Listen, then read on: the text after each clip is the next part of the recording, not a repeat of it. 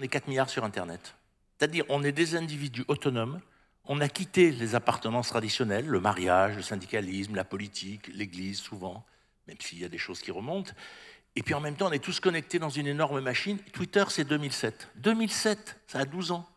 En gros, pour résumer, je pense qu'on vit la plus grande rupture de toutes les cultures de l'histoire humaine sur un temps aussi court. Partout, c'est la carte électorale des populismes. Il n'y a pas une ville qui a voté Trump. Londres n'a pas voté Johnson. Barcelone n'a pas voté pour la rupture. Les Gilets jaunes, c'est la même sociologie et le même territoire, la ville à côté de la ville qu'on a construit sans sens depuis 50 ans. Notre chance, c'est le réchauffement climatique.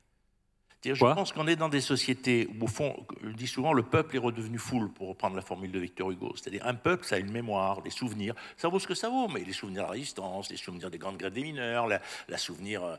Bon, et aujourd'hui, il y a des luttes éclatées. Les Gilets jaunes, c'était ça, au fond. D'ailleurs, quel était le projet des Gilets jaunes? C'était d'exprimer une souffrance. On va devoir... Pour ça, je parle toujours de guerre climatique. La guerre climatique va nous sauver si nous savons la mener, parce qu'au fond, la guerre, on est obligé de se rassembler. Paris, c'est une des 4 hubs de la mondialisation. On a une chance extraordinaire en France. Il y a New York, Shanghai, Los Angeles et Paris. Le monde se réorganise autour de ça. Mais comment on donne des horizontalités pour qu'effectivement, il y ait des boîtes qui soient à la fois à Rennes et à Paris, pour qu'il y ait des moments dans les études où on change, pour qu'on aille consommer de la culture, ou que les Parisiens qui viennent en Bretagne, ce qu'ils font déjà beaucoup, etc.